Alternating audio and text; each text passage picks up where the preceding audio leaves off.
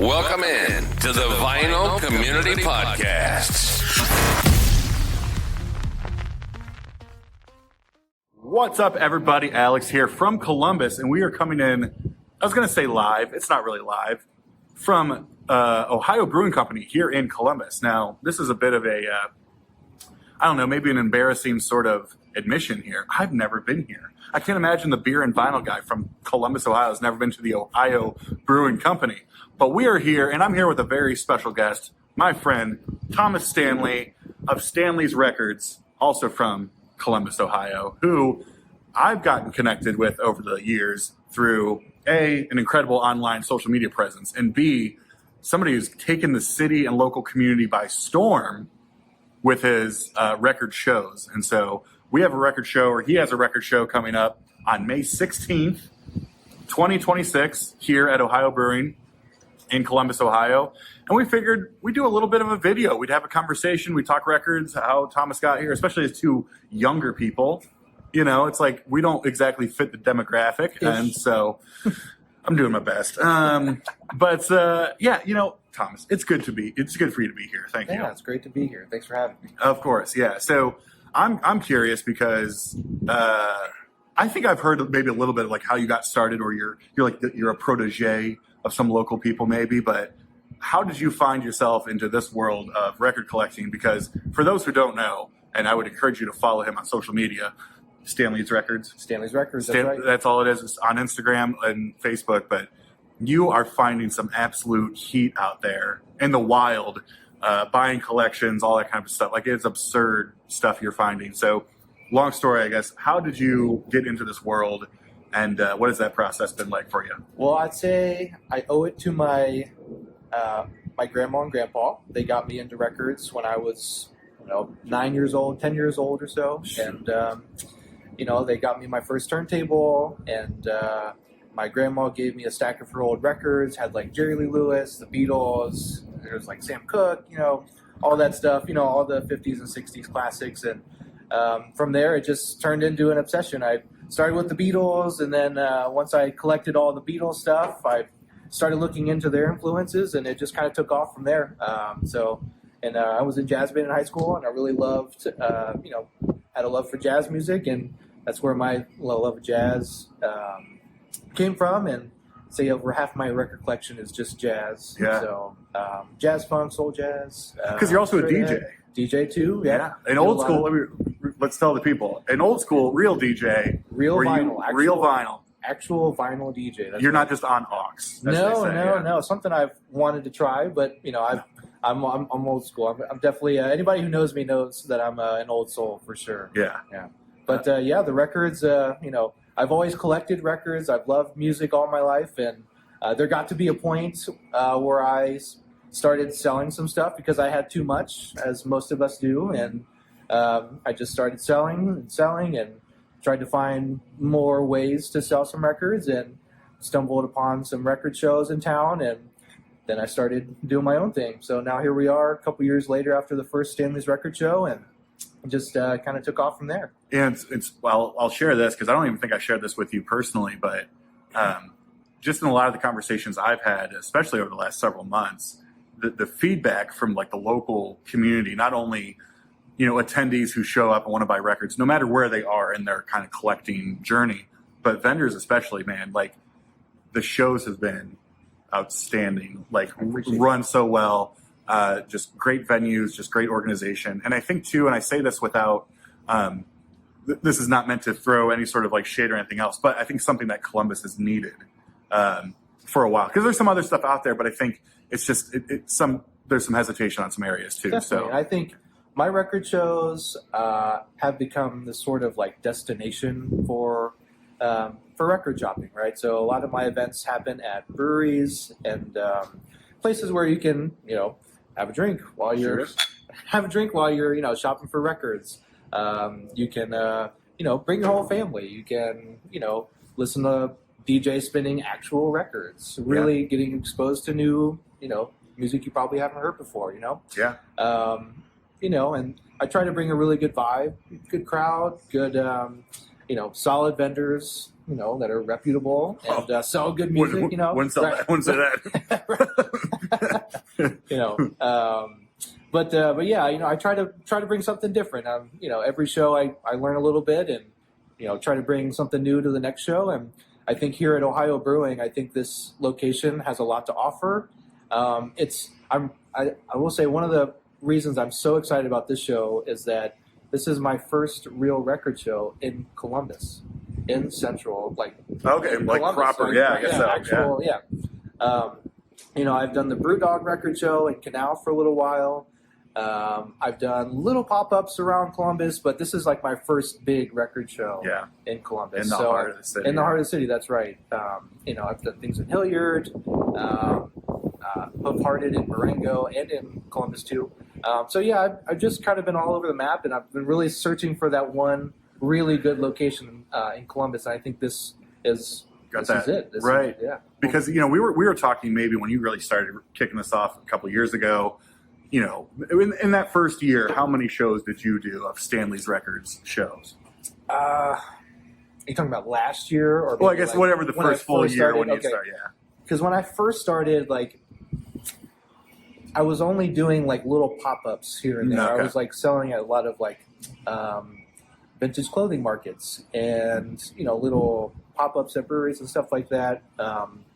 Maybe little outdoor markets, antique markets and stuff like that. Yeah. So it wasn't until I guess really last year where my record shows, I paid more attention to my record shows. Not just you vending at a random. Yeah, just the Stanley's record shows. Right. So it started at Brewdog, and we've kind of just been trying to find some other cool locations that kind of fit the vibe that I'm going for. How important is it? I didn't even really consider it until you started talking that. How important is it to be these shows to be held at places that, it sounds so basic, but are already pretty cool? You know what I mean?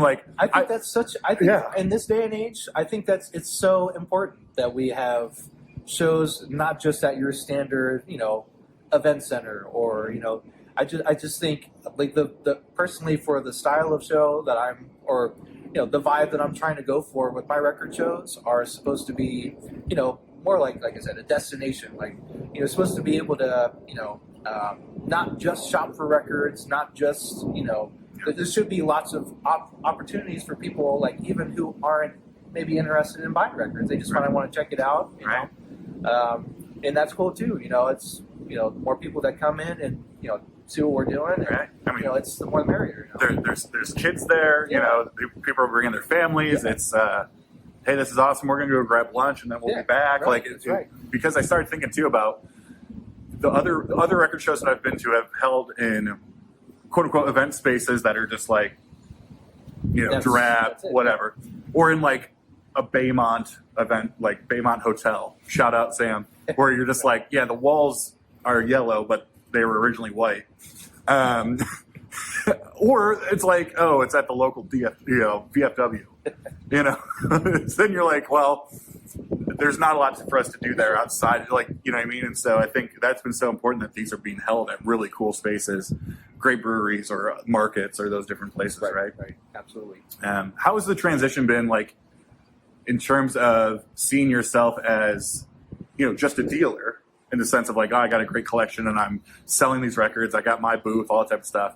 And now kind of, promoting up into this idea of now I'm a known entity as someone who actually runs these shows. How are the sort of dynamics of that where in one sense, obviously you always are going to look out for you, but at the same time now it's also no, you want to look out for the success of your vendors and all that type of stuff and the show in general. That's a great question. I've actually been kind of thinking about this over the last year as I kind of, so this, last year was my first year of hosting my own record shows. I consider last year that. And so, at first it was I was thinking okay, I still have to sell as many records as I can. I'm still buying as many record collections as I can.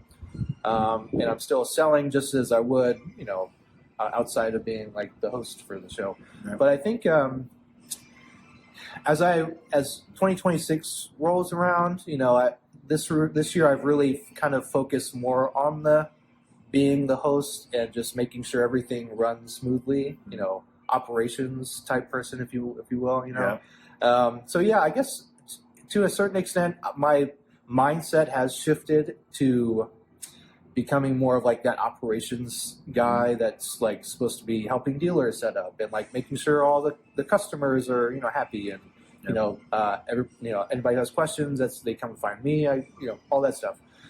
So yeah, I would say like my mindset is definitely more focused on that, but that doesn't mean I'm not still out digging for cool record collections and sourcing for my record shows and other events that I'm going to. So yeah, to a certain extent, it's definitely changed. But I'm definitely a digger at heart, and for sure. That'll always be the top space for me as a seller. Yeah. Well, and I'm always curious because I see your hauls. And your flip videos, and I'm just like, oh my god. And again, for the jazz people out there, rare soul and funk, like it's absurd some of the stuff you run into. How do you decide what you keep? What's for daddy? What's for daddy? What's for daddy? That's a tough one. And what you're going to turn around and make some money on. I think so. When I first got into doing record shows, it was all about I want to keep records. If I buy a record collection, I want to keep some stuff for me. Mm-hmm. Because that's why we do this, is to find records for our own collection. Yeah. And then whatever, if it's something that I already have in my collection, or if it's, if I upgrade a record, or if, something maybe I'm not going to listen to more than maybe once a year, or even if that, it'll probably go on my sell bin. So as long as I keep some records for myself, I'm able to hopefully break even, make some money. If I can, the golden rule is if I can break even on a record collection and keep some stuff, that's a win. I love that. Yeah. So yeah, as long as I can break even and keep some stuff, that's the win. That's a winner. All right, so we're going to go into a quick hitter, as I'll call it. You don't have a lot of time to think about these questions, but I got this Rolodex of quick questions. Can't think too much about them. Just don't overthink it. But things, especially me knowing what you're into and all that type of stuff. So are you ready for the quick hit 5? Favorite jazz artist of all time? Bill Evans. The sax player. This guy. That's a good joke. That was a great joke. All right. Favorite jazz record of all time? Portrait in Jazz by Bill Evans, or Kind of Blue, because it got me into jazz. So. Okay. Fantastic. This is where it gets tough. Ready? The jazz artist everybody seems to love, and you're just like, whatever, take it or leave it. Oh my goodness, that's actually a really good question. As a musician, because I'm also a jazz drummer, musician, music teacher. I have a love and appreciation for all jazz musicians. I think we learn from our elders. We learn from the people who come before us. That's how this history is kind of, how jazz music is passed along. That said, Sonny Stitt. I'm going to say it. Yeah. Wow. I think Sonny Stitt, great language, has a lot of records out there that he's worked on, released. But I think something about his playing just seems a little too notey and not enough soul. Okay. That's just total. That's again, I appreciate and love the work that he's done, but it's just something. It's just one of those things. Just imagine the army. I'm giving you an answer for your I know it's great. Imagine the army of Stitt stands that are out there. Sorry, guys. That are just going to come after you and just be like, I'm not doing your show because you hate Sonny Stitt. Fantastic. Okay, the next one is, what is and I'm sure you got a million, but that first sort of like holy shit moment when you were out digging, where you came across a collection that you were buying something, you were flipping through whatever that was, and you came across something, you go, I can't believe I'm holding this right now, especially where it's like versus the price that you paid for that collection. All right, so I grew up digging at some flea markets in town. Back when you could do that. Yeah. Well, back when I had the time to do that, I remember I was still in high school when I was still collecting like classic rock, and which I still am, but that was my main focus was classic rock, some jazz and stuff like that. But it was 5 o'clock in the morning, the first weekend that this flea market was open, and this guy opened up this box truck, back of the truck, and he set out a table, piles and piles and stacks of records, and I was like, oh my god, So I started digging. Literally, the first stack of records I went through, all Beatles and Jimi Hendrix, and I'm like, okay, everything's $1 a piece, great. So I started grabbing some stuff. The very last record was a Third State Butcher, peeled, actually a very nice peel job, amateur peel job, very presentable. I've got it framed in my record room, and that was like the first time where I was like, wow, I've actually found something that I never thought I would find. That's crazy. And that's like, we talk about the thrill of the hunt. I mean, that was like primal instincts were like really kicking in. And, I was like, wow, I feel like I'm, doing this to survive right now. My gosh. It's just to find that in the wild for $1. I mean, that was crazy. I have since found, I found one other copy actually just a couple months ago. I paid up for it, but yeah, that was the first time where I was like, wow, I can't believe I found this thing in the wild. Oh my gosh. And is there, I guess, the fifth question then? Do you have the heartbreaking story of over the years seeing something that you didn't pick up or were unfamiliar with it that you still sort of keeps you up at night? Like, man, I can't believe I didn't grab that thing. I actually have more. It's kind of along those lines, but I bought at that same flea market maybe a couple years later. I bought a copy of Jerry Mulligan's Nightlights. So I think that's what it's called. It's on Mercury. It's a very good record. It's got like Jim Hall, Art Farmer. It's just a very sublime record. And I wasn't super hip to the record at the time, and I think it was only maybe going for it definitely wasn't as valuable as it is now. Sure. And I'm pretty sure I bought a copy for $1 at that same flea market, pristine condition, and I sold it to a record store in town for like the same amount of money that I for $1. Yeah, probably $1. And now that record, original mono, goes for several $100s. Oh, yeah. And it's one that I've been able to find a copy in the wild since, and I have my forever copy. But it was one of those things where I'm like, it made me really. That was the moment, like when I realized that record was worth so much money. It's when I was like, I should really do some more research on these things. Yeah. And take this a little bit more seriously, because there are hidden gems out there, things that you don't expect to be worth as much as they are. Be as collectible as they really are. Well, and I always think with this type of stuff too, it's like, imagine all the things that you know now that you didn't know even 2 years ago. Oh yeah. Right? And then taking that same example, imagine what you're going to know 2 years from now that you don't know now. Because, it's my favorite cliche, like you don't know what you don't know. That's right. And, I will say, like, my favorite thing about being on social media, as much as, we talk about, like, trying to stay away from get off the screen and being more in touch with like life and stuff like that. Whatever. Oh, but my favorite thing about being on Instagram and so connected with all my vinyl like friends and collectors and things like that, like learning about a record that I never heard of and just being floored by this thing. Yeah. Like that's why I am on Instagram all the time. Like I add a record to my, Apple Music all the time. And every day, pretty much. And I'm listening to new things. I add it to my Discogs want list. And like, I'm just being more aware in that. So I've learned so much from like my followers, the people I'm following. And that's just that's the best way to use the app, in my opinion, is to discover new music and to connect with people like minds, And that's a reciprocal thing, because to me, there's nothing cooler than be able to turn other people on to something that you're really digging. Into, right. So I was just, before we met here, I was closing up at one of the local shops I work at, and there were a couple of jazz releases for Record Store Day that I was zoned in on. Like, very sad that I zoned in on. Pretty sure we're looking for the same ones. The big two were Pinnacle by Buster Williams, a reissue there. It's classic.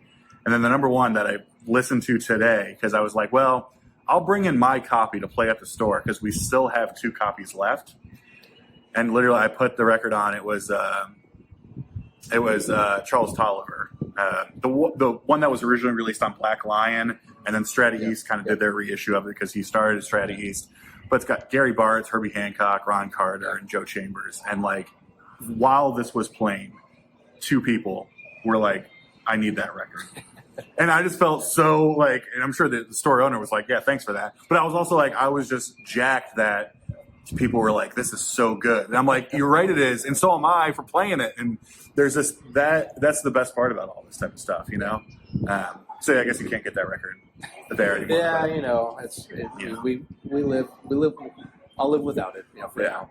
Yeah. Well, as we continue on, we'll do like a little bit of an event walkthrough here because we can share kind of the space that we're working with. But tell us maybe what to expect on May 16th. You know, again, we'll see the event space itself here soon. But what should we all be looking forward to? Well, a big reason why I love this space is because parking is very plentiful and free. So parking shouldn't be an issue, which is definitely a very rare thing to find in Columbus, Central Ohio. And so free parking, free admission all day long, no early bird access. Get here right when you can and start shopping. You can expect upwards of 30 to 35 tables just of records. I've got vendors selling everything from, you know, classic rock to funk, soul, jazz, metal, alternative, hip hop. You name it, it's there. And we've even got a DJ coming in from Pennsylvania. His name's Scott Boyko coming in, and he's going to be DJing soul and funk and all that stuff. You know, 50s, 60s, 70s, obscurities, stuff like that. Awesome. Rare groove all day long. I'll even do an hour set with him. Oh, yeah. Get him some, relieve him on his duties for a little bit. Yeah. So that's kind of what to expect. It's going to be a really great day. I'm pretty excited for it. Our first one here. So hopefully, as everything goes smoothly, hopefully this becomes one of our new homes in Columbus. Yeah. We'll even have our own. I'm not going to say we have our own private bar, but for the sake of the event, we do have a dedicated. We'll say we have a dedicated bartender for the event. For the event, yeah, we will have an actual bartender in the room with us. So that's a cool thing to. Let's hope they like funk. Yeah, right. What other shows in town have a bar in the room where you can shop? That's a cool thing. So and it's perfect too for the branding here. I'm trying to I'm like, wait a minute here. All right, you're participating in these record shows. You're selling records. It's being held at a brewery. People are literally just walking around, chugging beers and buying records. I need to capitalize on this in some way. So not to move in on your show, but I need to make this my show. To be determined on that. TBD. What were you drinking there? I don't remember. What was I drinking? Like a little lime lager situation? Lovada? I think that's... Oh, okay. A little like Mexican lager or something? Mexican lager, yeah. Yeah, very nice. Yeah. Simple, Some clean, refreshing. Did a lot of yard work today, so I needed a little pick me up. Also recognize, too, feels like it's about 49 degrees and kind of breezy, so that would add about 30 degrees to the temperature. You'll feel better, but I feel a little better after finishing this off. And a hazy IPA, a great beer, fantastic beer. Right. Come to Ohio Brewing, buy some records, drink some beers, or whatever you want to drink, and it's going to be great. Any closing thoughts, anything like that? Be here. It'll be great. It'll be great. Yeah, and again, we'll show you all kind of the space and all that type of stuff, and then we'll see you at the show May 16th. That's right, May 16th. See you soon. See y'all. That was another presentation courtesy of Vinyl Community Podcast. Tell a friend, tell a foe, but tell someone you heard it here. Only on Vinyl Community Podcasts. Available on Apple Podcasts, Spotify, or wherever podcasts are found.